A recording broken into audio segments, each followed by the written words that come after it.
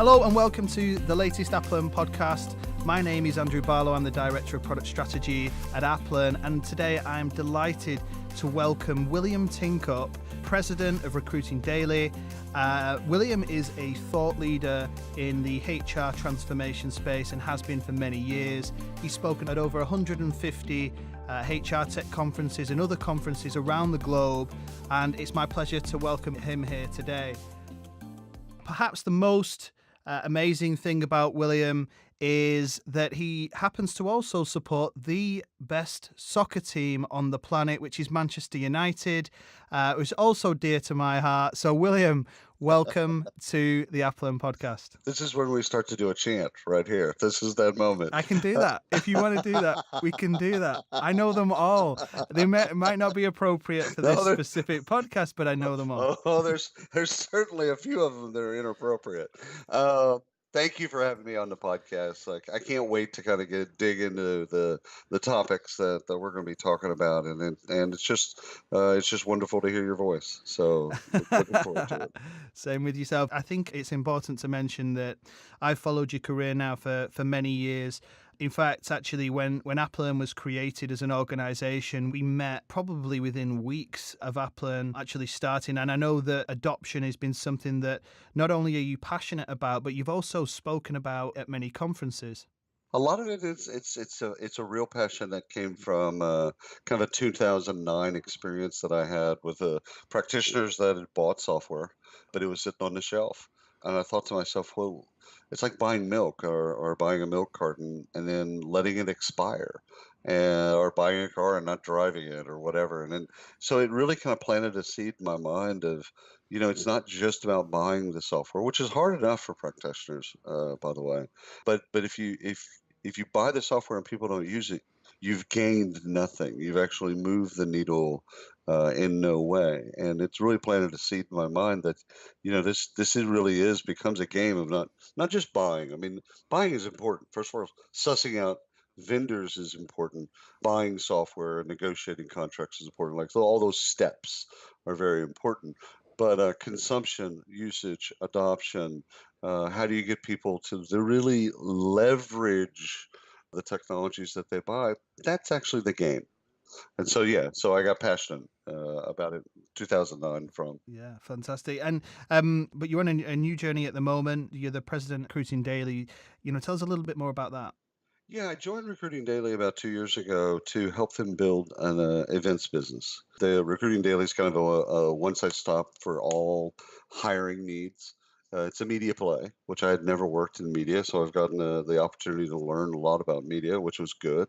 And really, they really wanted to kind of build out not a conference business, because conferences are pretty difficult to put on, but kind of a smaller, intimate city tour type of business. And we've had 20 events now.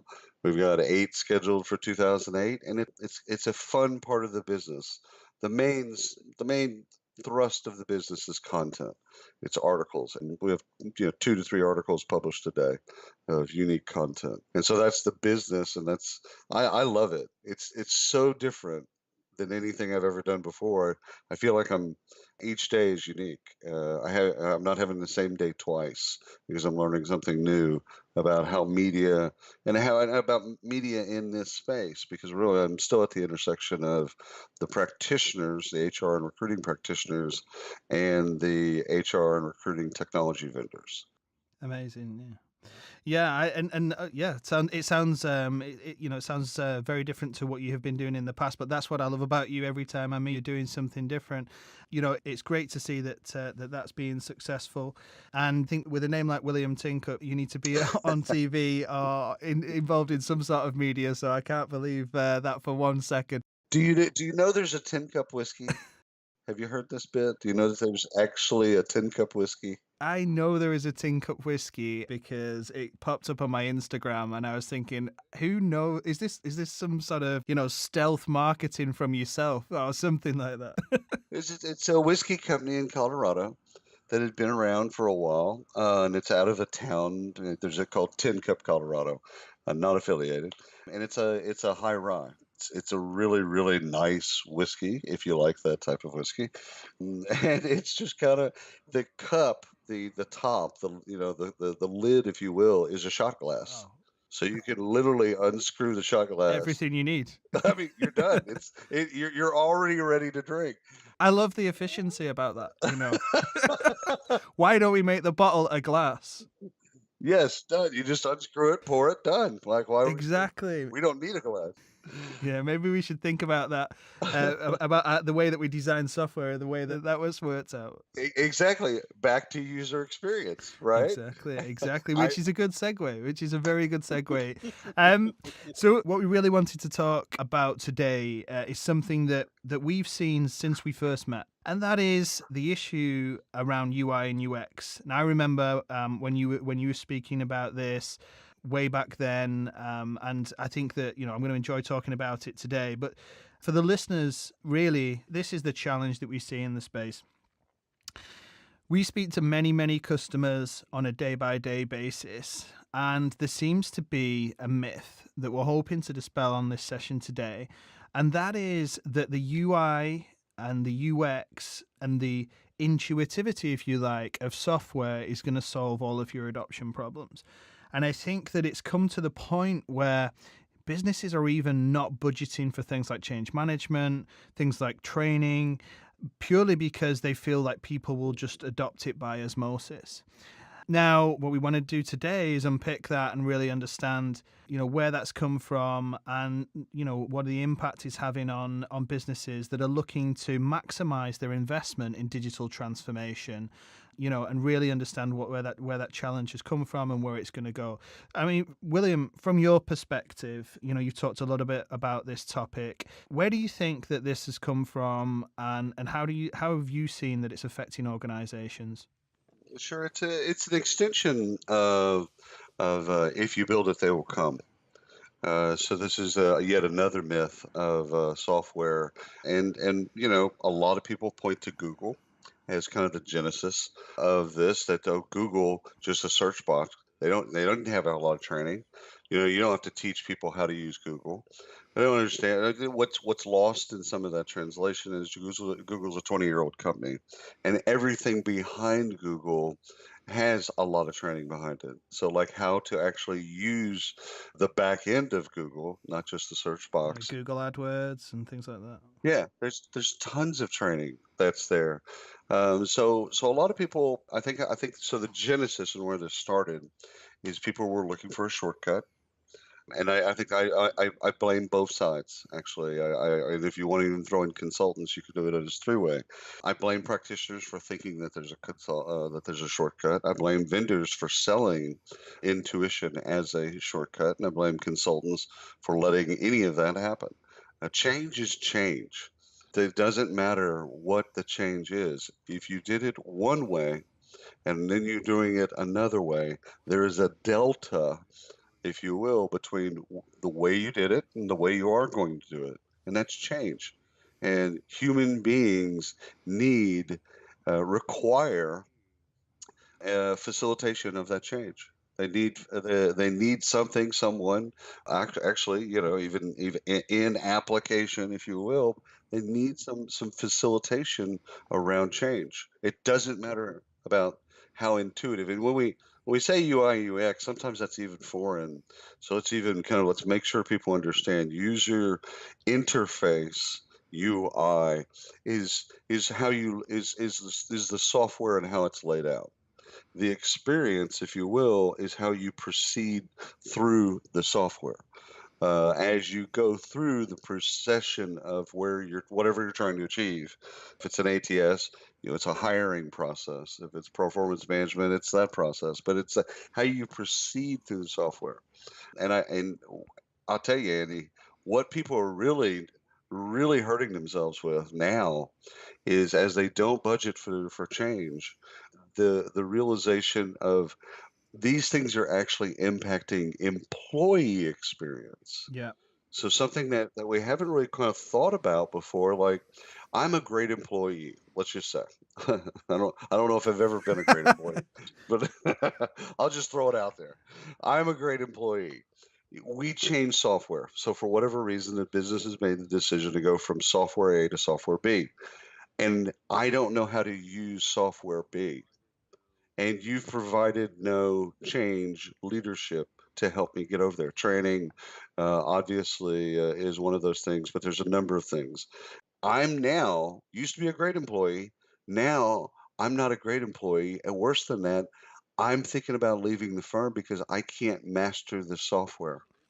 So it goes far beyond, way beyond just the usage of the software, which is important Yeah, enough. and I think I mean also for the listeners as well. I think you mentioned there's three sides to this. You know, there is the vendor, there are consultants, and there is the practitioners themselves. And I guess this isn't necessarily a witch hunt. No, I no. guess from our Yeah. perspective, what we're talking about here is it's pretty new, right? Roll back to the days of the older HR technologies that were only really used by HR practitioners. Enterprise-wide SaaS technologies have now been flipped on their head, and self-service has been introduced where it's not just HR that's using HR tools, it's the whole business that's using HR tools, which amplifies the adoption challenge. But I think, to be clear here, is that there has been a scenario where the vendors have indicated to practitioners that they don't need to invest in communication, in training, in change because of the software's intuitivity. And I think that's an issue because I've spoken to a number of customers that have gone down that route and have come, or route as you would call it, and have come out the back end of that situation where they've had adoption challenges, and not only that, they've got some real bad feedback, but they also don't have a budget to fix that problem Oh, because yeah. they didn't request one originally. So then they have to start being creative in understanding that. So really, the aim of this panel is to sort of bring that to life, and and sort of in some ways educate people on how they can reconsider their approach to this. So the old phrase, lies, damn lies, and statistics, right? It applies here because vendors don't want the sale to slow down. So they'll say anything, and I love vendors. In fact, for the 17 years of my life, I've worked with nothing but software vendors. So I actually not just love them. This is how I've made a career and money, and all of those things. So I love them so much I can and do talk frankly about them. They don't want a sale to slow down. So they'll say anything to keep the sale moving in the right direction. Okay. They might even believe it at their heart. But what's really going on is it's a shortcut. They're selling a shortcut. Some of that's laziness. Some of it is deception, just in general. Some of it is they know that it's cheaper to talk about something in that way. Again, when you're talking to a practitioner, you want them to kind of feel like, hey, this is going to impact your business and it's not going to cost that much because of the way we design the software. Mm-hmm. Well, that sounds good. Like as a practitioner listening to that, it's like, wow, that sounds good. Problem is logic has been lost in the translation. Hand someone a car for the first time. Can they drive it? No. Hand someone a plane first time. Me, you or me. I'm not a pilot. For the first time, I get in the pilot's cockpit. Can I fly the plane? No. Then we keep going back to every type of machine ever made and ever will be made, and for the first time, for the first few times, you've got to have some type of facilitation that says, yeah, don't push that button, push this button. Don't pull that lever, pull this lever. When this Mm-hmm. happens, do this. Somebody's got to do that. That change management that happens because again, there's the old way of doing, and there's going to be a new way of doing. That delta, it doesn't matter how intuitive software is. It doesn't matter how the experience is, the process is. It's still going to, you're still got to manage the delta. And so, again, I think some of it is on the vendor side, is them not wanting to slow the sale down. They're under pressure of quarter-on-quarter growth. They Hmm. want the sale to move as fast as humanly possible. On the practitioner side, you have a little bit of naivety, okay, and a little bit of it sounds so good that they don't probe it. And so I think some to fix, and I know that's some of the things we really want to talk about is how do you fix this, is there's a list of questions that practitioners have to start understanding how to ask about adoption and about consumption and usage and how are we going to get through this that pierces the UI and UX discussion. Yes, I get it. You know what? All software is intuitive. Right now, at this point in our juncture, it's not 1980, it's not 1990. All software that's built today is intuitive, or you get out of it. I mean, imagine your smartphone. You and I download a game, and we load it on our smartphone. We look at it, we start to play it. If it's not intuitive, or if we don't like it, we X out of it and we delete it. Exactly, yeah, exactly, and it's a war. If you take gamification in general, the competition to retain users has never been so high, and as a result of that, game creation organizations have to focus on adoption more than anybody. That's right. Which is why, personally, on a personal level, I'm actually doing some research studies into gamification adoption and looking at how some of those processes could be applied to the enterprise as a separate topic. But yeah, I mean, I totally understand that. I think as well, the other thing that businesses miss is the how-to bit. How do I execute this process? You mentioned two processes before. ATS, performance management. At the end of the day, if we didn't have people leading those processes, people hire the right people. People develop the right people. And without people at the center of this, these processes wouldn't be successful. The software is an enabler of the process. Now, it's an important component. Okay, and it does have its own adoption issues, but what I say to a lot of the organizations that I go and meet with, I speak with, you've got to look at the broader transformation here, not just about the software, but also about a change to the process, or a change to the behaviors required to execute the process, or a change to culture. Are we asking you to culturally do something different than you've ever done before? Self-service is probably the biggest example of that. Is there a change to strategy? Are we now acquiring our talent from somewhere else than we have done before? LinkedIn, perhaps? Do we require different skills? So if you take each of those sort of 6 blocks, we have an adoption model at AppLearn, and those are the 6 kind of blocks. UI and UX very much fits in the software component. So we encourage businesses to think sort of a little bit more broader than that. But nonetheless, as you say, this myth is shortcutting all of that, Yeah. saying that, just because this software is, intuitive, you don't have to focus on cultural adoption. We'll Yeah. just tell people, people will just get it.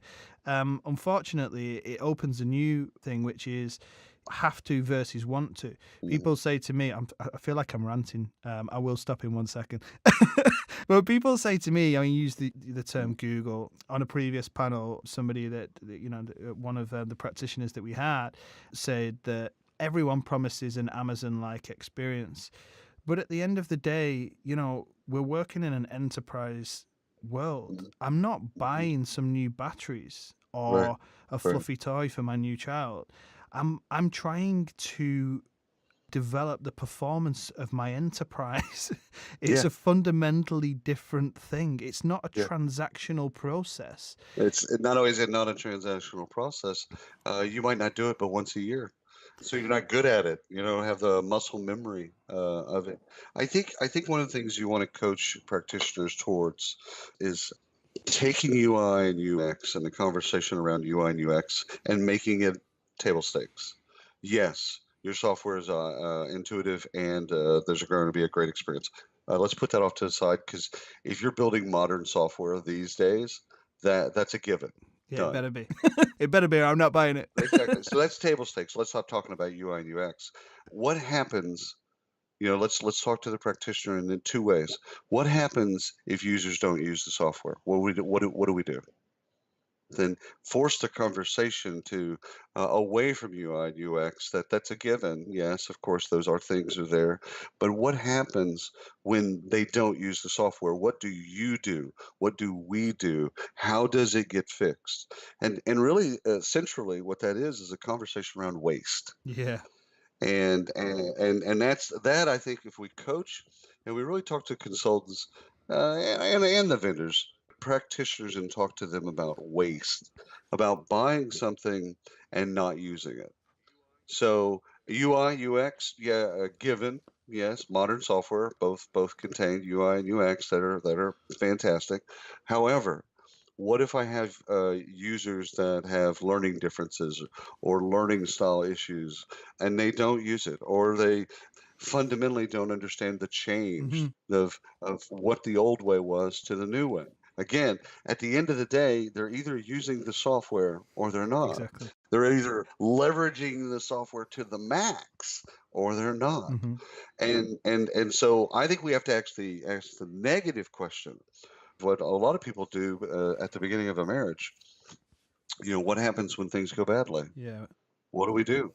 And this is the same kind of conversation that the practitioners need to have, and it's a tough conversation with practitioners because they have to actually push the vendor into an area of saying, you're selling me a story that everyone's going to use the software at the max.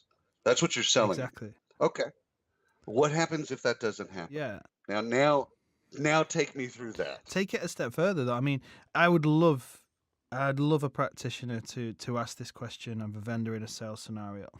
When the vendor, and by the way, I'm not beating up on vendors either, because I personally have, I've worked with a lot of the major vendors, Right. and I would say out of most of the challenges that we see for businesses, it's actually not the software. It's actually the broader change that is the issue. But that's a separate point. But what I would love to see is a scenario where the vendor says, by implementing our technology, it's going to increase your performance by 5% per annum. It's going to reduce the cost of X, and it's going to do this, and this. And I'd love the practitioner to say, that's fantastic. What happens if only 50% of our audience truly engage? Do I only achieve 50% of the benefits that you're promising me? And they don't. That's right. Yes. No. That's what we always say. Was adoption considered as part of your business case? Or, the one defining quote, does your business case assume 100% adoption? That's right. That's right. The assumption, get into the math. Again, the math all sounds great, in a pitch. We can get you to this place at, with this number and all of that stuff. Again, sales tactics wise, great demo. The software shows well. It's beautiful. Like these things are all emotional, and are the emotional the strings are being pulled that we fall in love with both the Mm-hmm. salespeople. That's emotional, and the software, we fall in love with it. But one of those things, whenever there's math that's presented, ROI, cost benefit analysis, what we've got to do is do a better job as practitioners of asking the assumptions around usage, consumption, and adoption.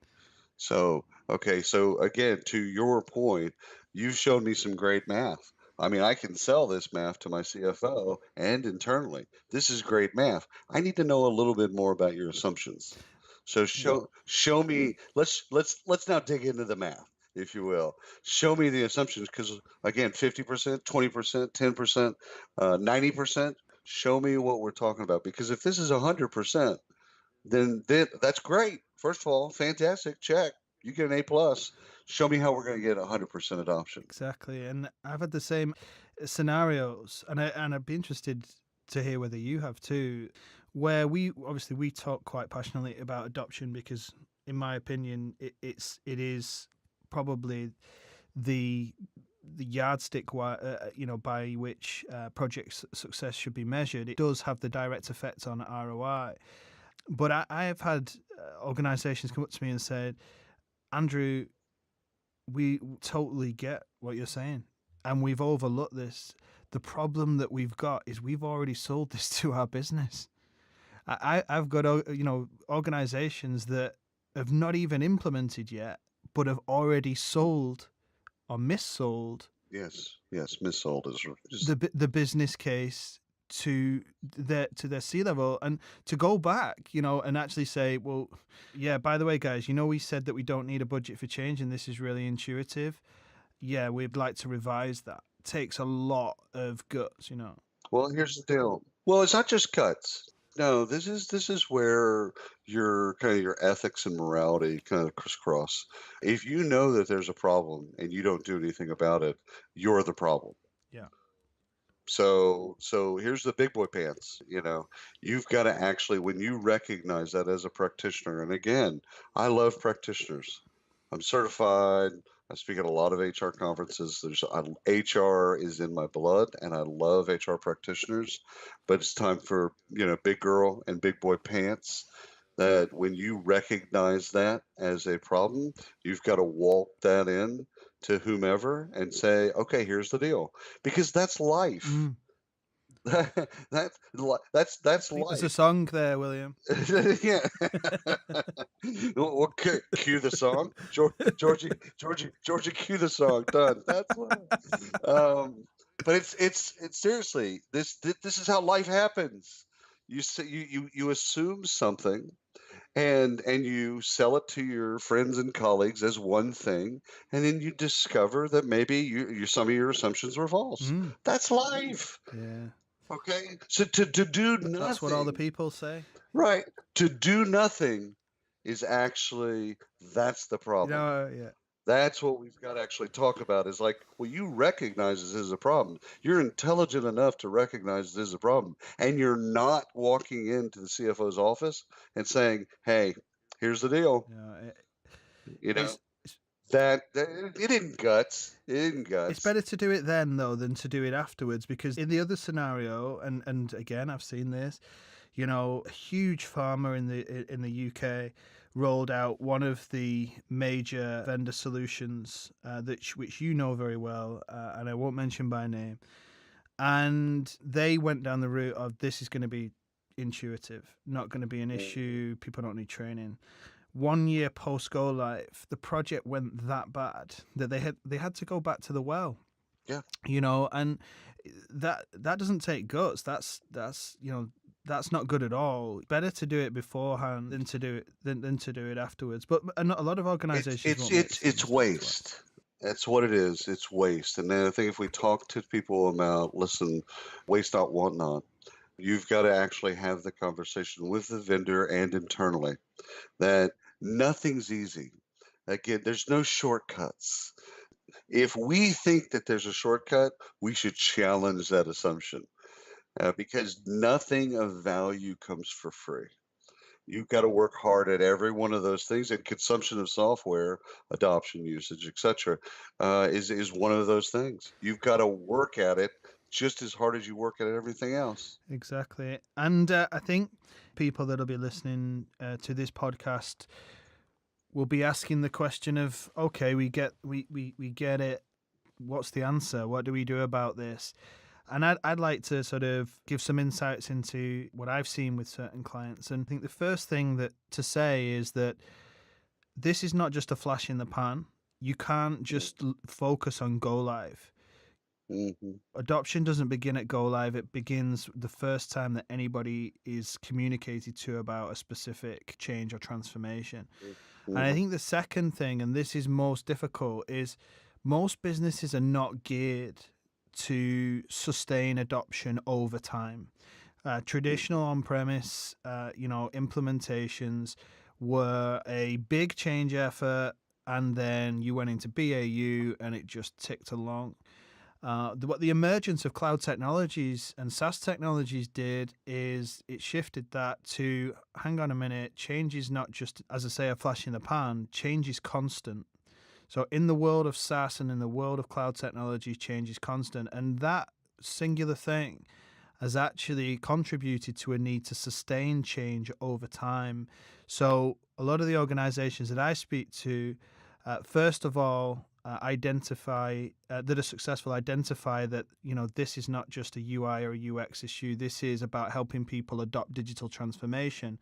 And second of all, any solutions that we put in place not only have to help people adopt this new transformation today, but we also have to consider how future users are going to be onboarded to this application and its associated processes. So there's a couple things there to unpack. One is go live. There is no such thing. So yet another myth. There is no such thing as go live, because the very moment that you say you go live, you hire a new employee, or an old employee leaves, or there's a new iteration of the software that comes out that has changes in it. And new iterations in software sound great. We're going to have a new release once a quarter, once a month, once a week. Every new release contains change. And so in that release or iteration of the software is change. To your point, change is a constant. It's a never-ending. And years ago, 20 years ago, I used to sell websites, web development, and I remember telling people, looking them in the eye, and telling them, if you think that this is a one and done, we should stop talking. The websites are never done. It is a never done project. You have to actually deal with the ambiguity of, you're going to be making changes to this website until you die. That's user adoption of software. Because the software manufacturers are innovating, which is good. This is what you want them to do when you buy SuccessFactors or Workday or SAP, or pick any of our favorite friends. When you pick these, you want them to innovate. You want them to continually do R&D and integrate with new technologies and innovate and do new things. All of that you want, but be careful in what you want. You want that, but how that dramatically impacts the organization is that every time they iterate and change, you have to change. Exactly. So I think one of the things to coach practitioners about, when they recognize the problem, and again, I think you're right. I think after the sale, it gets infinitely harder. Prior to the sale, it's a little bit easier to talk about and fund. Mm-hmm. But let's deal with the after the sale stuff, because I think it's primarily, most practitioners are in this position. You got to look yourself in the mirror. This is the hard part. You got to go and look yourself in the mirror, and you got to look at all your vulnerabilities and everything that's there, your flaws, mistakes, all that stuff. You got to look yourself in the mirror, and you have to admit the problem. So that's the hardest thing in the world. Mm-hmm. It's not someone else's problem.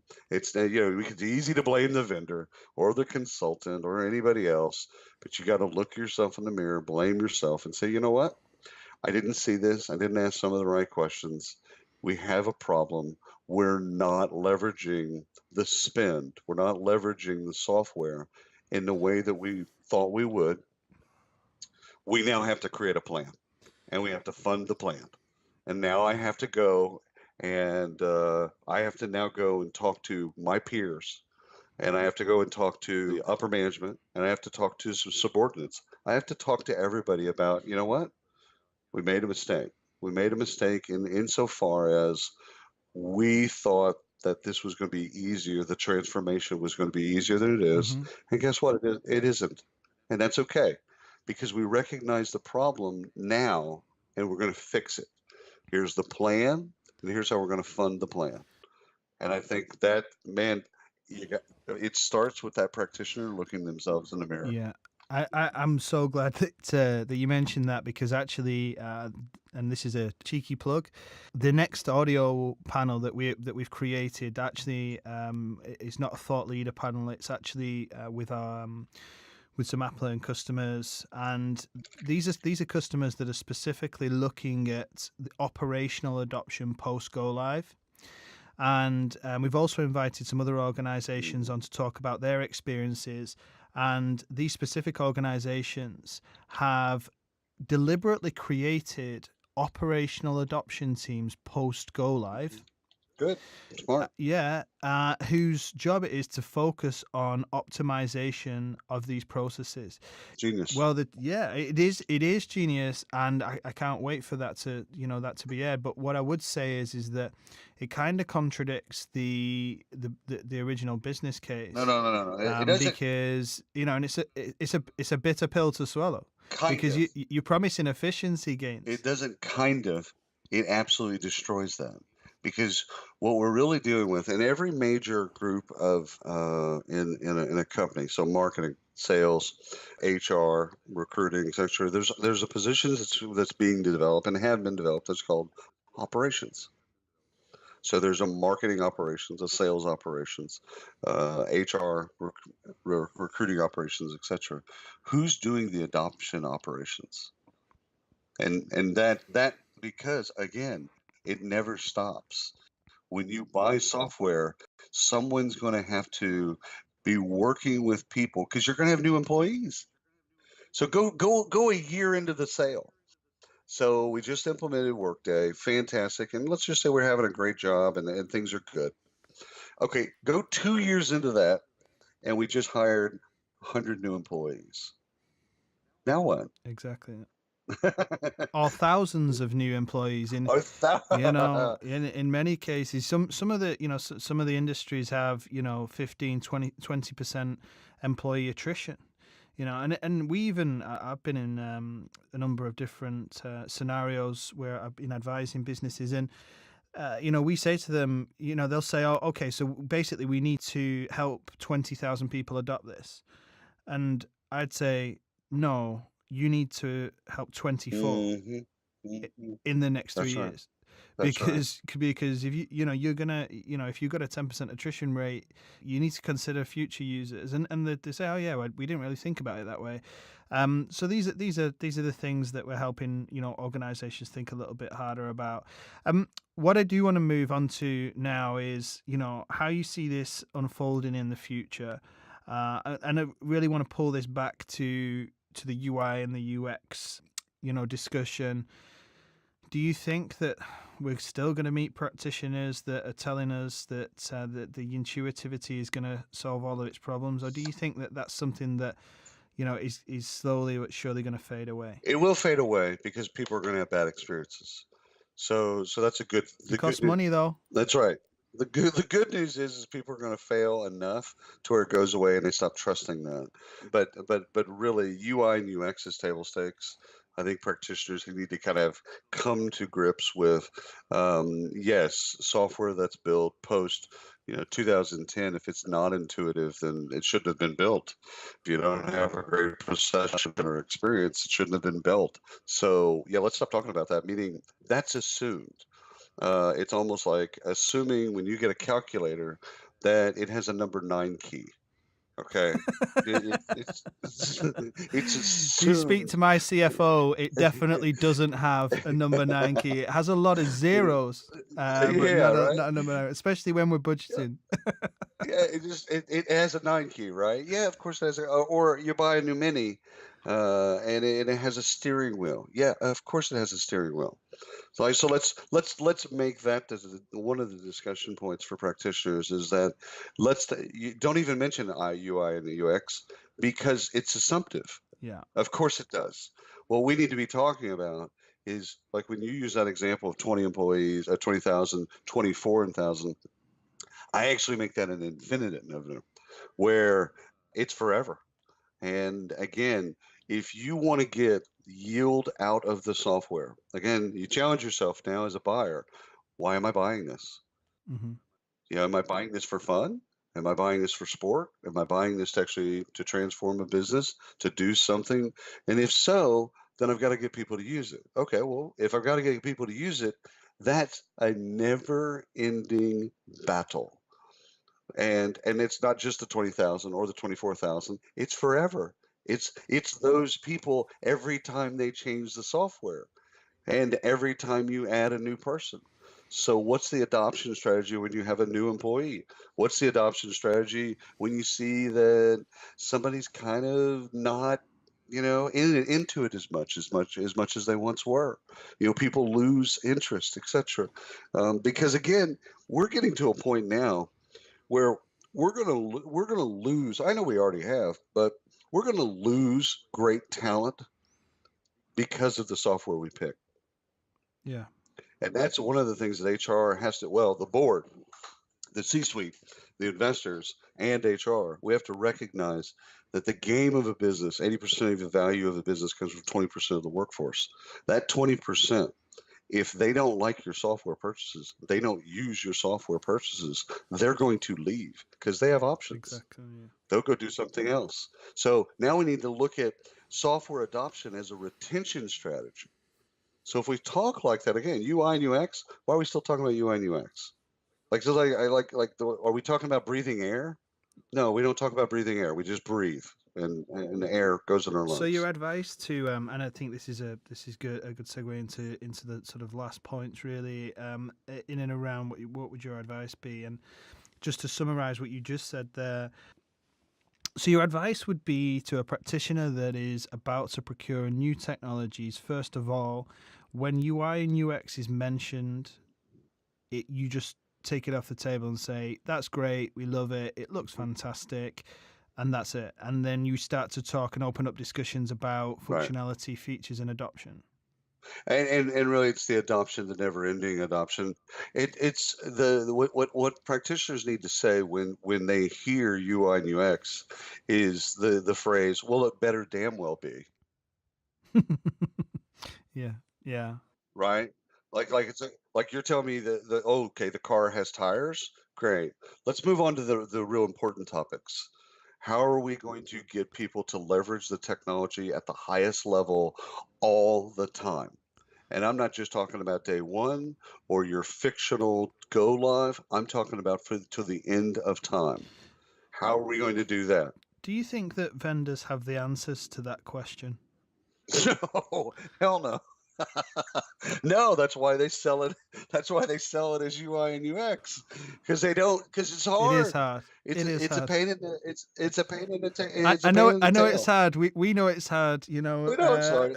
we've been talking about it for 6 years. But I think that the good news is, recently at HR Tech World in Amsterdam, I was saying to one of my other colleagues the other day that we've never had such fantastic reception at an event. We were by far the busiest stand, and I think that a lot of the reason for that is because adoption is a hot topic, and I think the good news is that organizations are interested in this that have implemented projects and it's failed.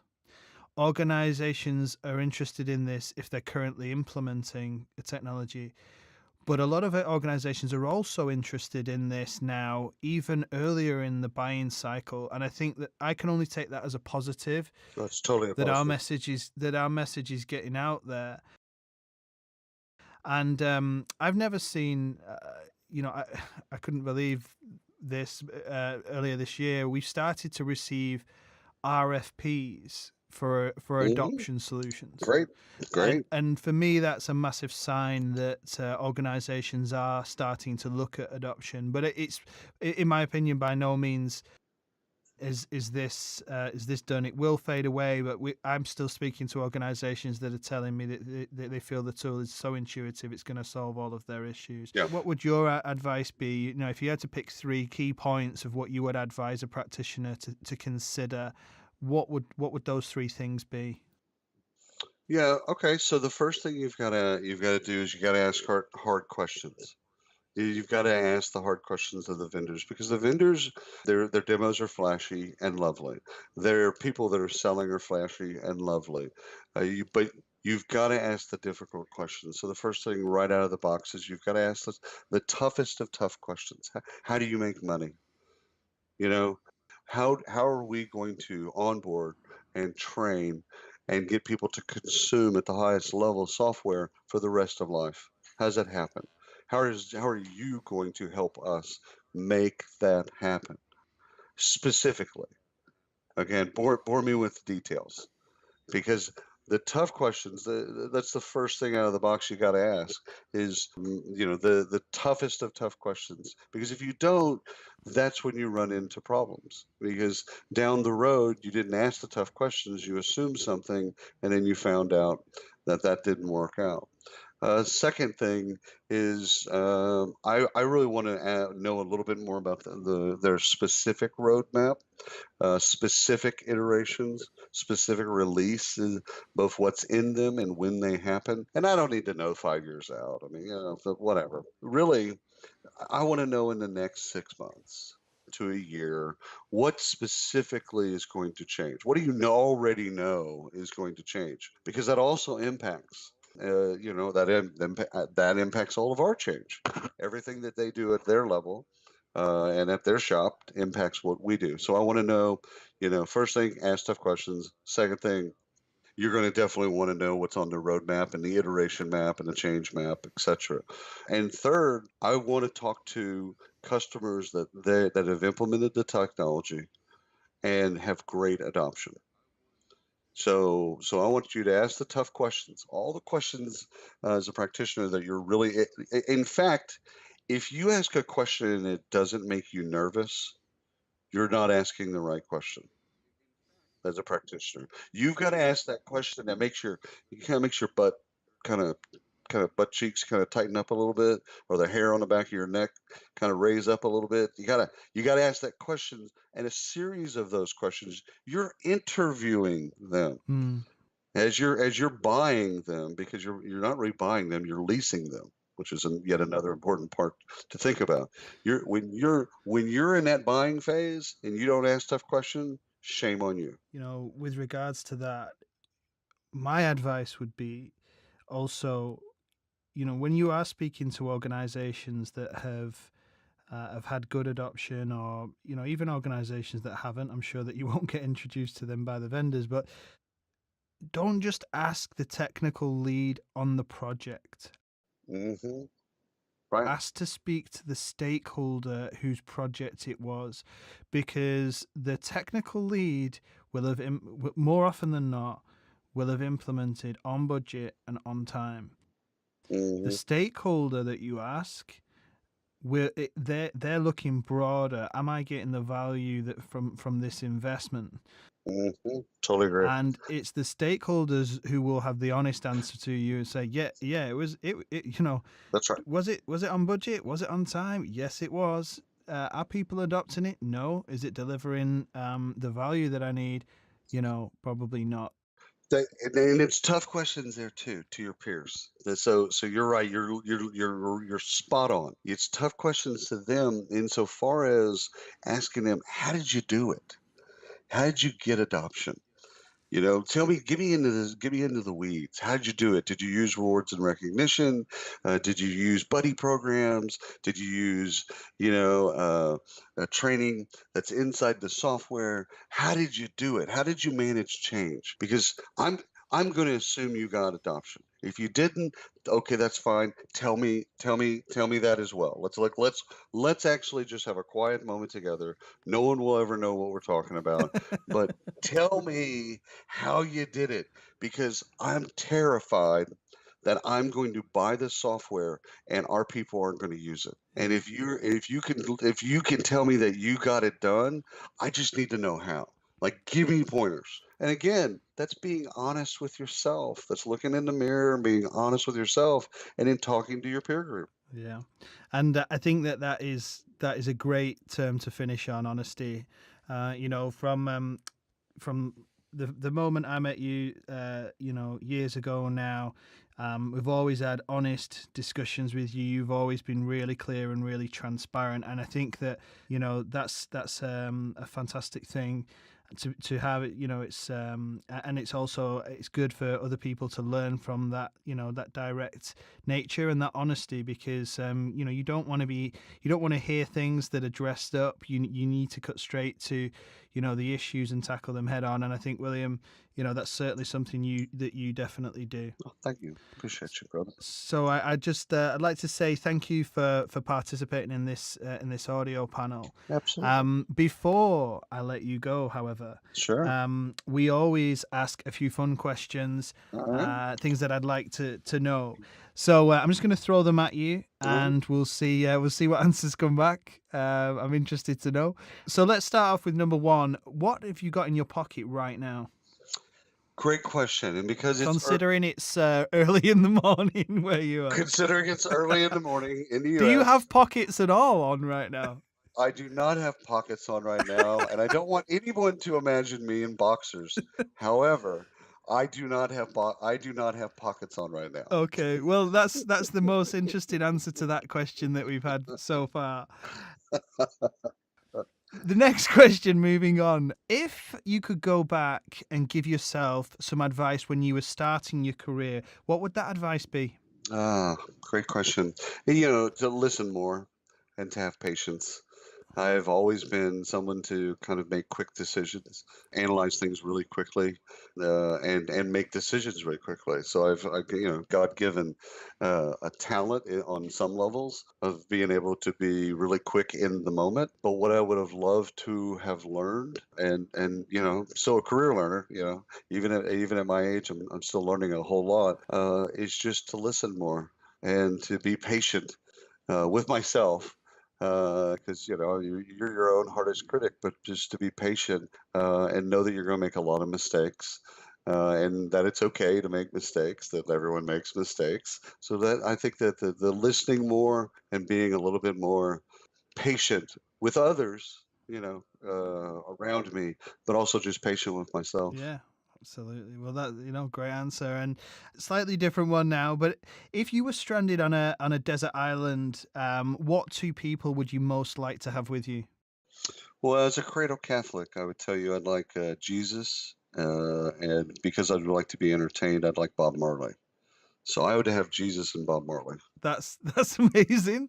Just to let you know, I think that's an AppLearn podcast first. We've never had the answers Jesus and Bob Marley before, but I wouldn't expect anything less from yourself, William. So great answers there. Moving on, what is the best invention ever? Well, the lazy answer is the internet. But if you go back a few thousand years, I think fire, the ability to create fire and control fire, I think was probably one of our better inventions. And then the use of machines. I mean, what separates us from monkeys is that monkeys can't use machines, and we can. We can use a wheelbarrow. We can use a shovel. We can use a computer or a typewriter or calculator or whatever, and monkeys can't. So every one of those is a series of, inventions that humans can do that others can't. And so, it just depends on kind of where do you want to start. Like these are all just grains of sand on a beach, as inventions go. 20 years from now, 40 years from now, people will look at the internet and they won't even think of it as an invention or as something that it's just that it was always there, like at the library or clouds or whatever. So Exactly, yeah. There's a lot of studies being done at the moment into people that have been born since the internet was around. I was certainly pre-internet, but it's interesting to see how how that sort of affected them because they've known no different, so to speak. hmm Final question: who's had the biggest impact on your career? so I want to go backwards real quick. This is a funny story and it's worthy. So I gave my niece. When she turned 13, she's now, 23 or 4. But at 13, I gave her an iPhone as a Christmas gift. About a year later, she and I were talking about whatever, and I said, "Man, isn't Facebook, isn't it great?" She's like, "Oh yeah, it's great." I said, "Yeah, the website, I wish it did this, that, the other, whatever, blah blah blah." She goes, "Oh, there's a website?" She had no idea that Facebook wasn't just an app. So I'm literally staring at my niece, going, There's a www.facebook.com. There's a Facebook thing that, I mean, like I'm explaining it to her. She's like, I don't get that. I just push a button on the iPhone, and then I do my bit. That's So incredible. It's so incredible. to the question of the biggest impact, it's easily clearly Sam Walton. I got the opportunity to work with the founder of Walmart for about 18 months of my life, and I learned everything about business from that man. He was humble. First time I met him, I mean, he's a billionaire, right? First time I meet him, I've got long hair, braids, ears pierced, the whole bit. And I meet him, I said, Mr. Walton. And he goes, no, no, call me Sam. Yeah, And there's a humbleness and just everything about business. He had this thing called Sam's Rules, and before we'd open stores every morning, we do a Walmart cheer.